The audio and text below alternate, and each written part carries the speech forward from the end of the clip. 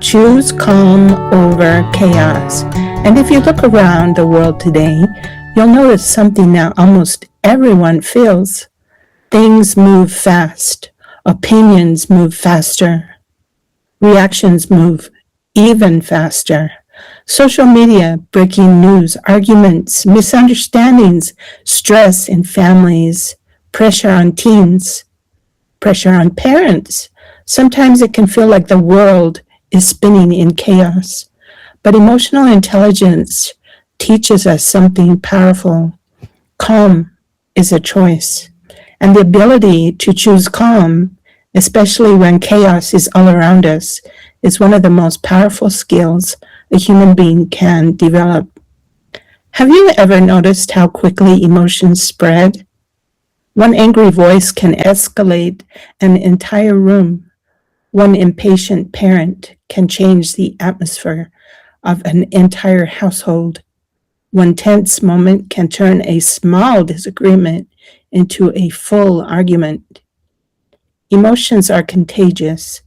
The psychologist and emotional intelligence researcher Daniel Goleman once said, "If your emotional abilities aren't in hand, if you don't have self-awareness and can't manage your distressing emotions, if you can't have empathy and effective leadership relationships, then no matter how smart you are not going to get very far." In other words, intelligence alone does not create healthy relationships.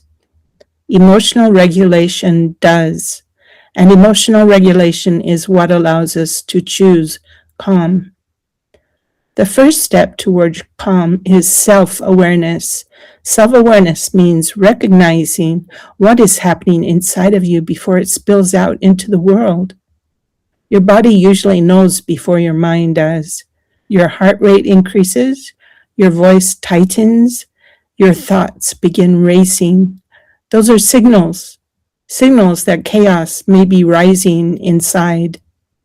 Psychologist Travis Bradbury, co-author of Emotional Intelligence 2.0, explains, self-awareness is the ability to accurately perceive your emotions in the moment and understand your tendencies across situations. When we are self-aware, we can pause.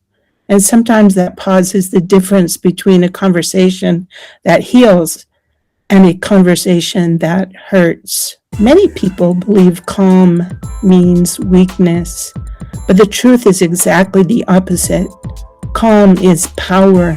Calm means you are not being controlled by the situation. You are choosing your response. The famous psychiatrist Viktor Frankl, who survived the concentration camps during World War II, wrote these words, "Between stimulus and response, there is a space. In that space is our power to choose our response. That space is emotional intelligence, and in that space we decide, will we choose chaos or will we choose calm?" Nowhere is this more important than in families. Parents often tell me that their greatest challenge is not their children's behavior, it is their own reactions. When a teen rolls their eyes, when a child refuses to listen, when a disagreement escalates, in those moments, chaos invites us to react, but calm invites us to lead. The parenting expert, Dr. Becky Kennedy, often reminds parents, kids don't need a perfect parent. They need a sturdy one. A sturdy parent is not someone who never gets upset. A sturdy parent is someone who can regulate themselves even when things are difficult. And when children grow up in homes where calm leadership is the norm, they learn something powerful. They learn how to regulate their own emotions. Emotional intelligence is not something people are simply born with. It is something that can be learned. And the most effective teachers are not lectures. They are examples. Children watch how adults handle stress. They observe how we respond to disappointment. They notice how we treat people when we disagree. The researcher Brené Brown once said, "Who we are and how we engage with the world are much stronger predictors of how our children will do than what we know about parenting." Children are not just listening to our words, they are studying our emotional responses.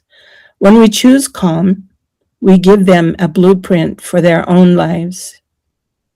There is also a biological reason calm matters.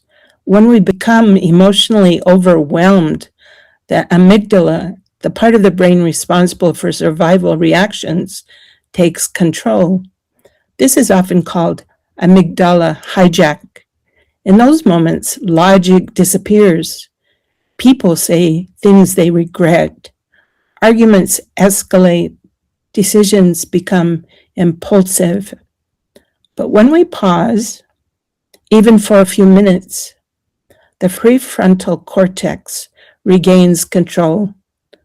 This is the part of the brain responsible for reasoning, empathy, and thoughtful decision making. That pause restores emotional intelligence. Choosing calm does not mean ignoring problems. It does not mean avoiding difficult conversations.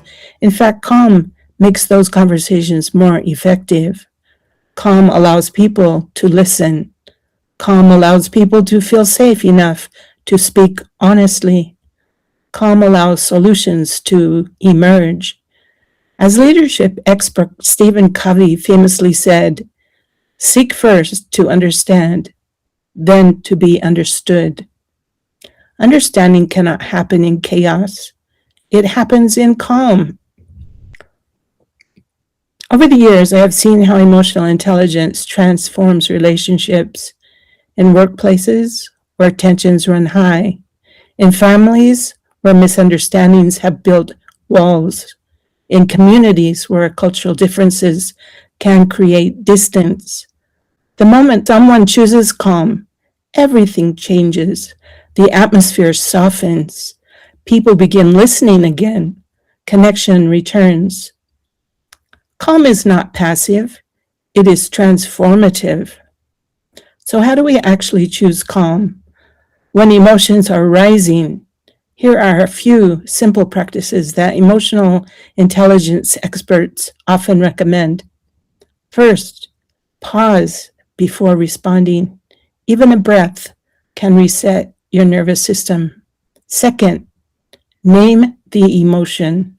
Research shows that simply labeling a feeling, anger, frustration, disappointment, can reduce its intensity.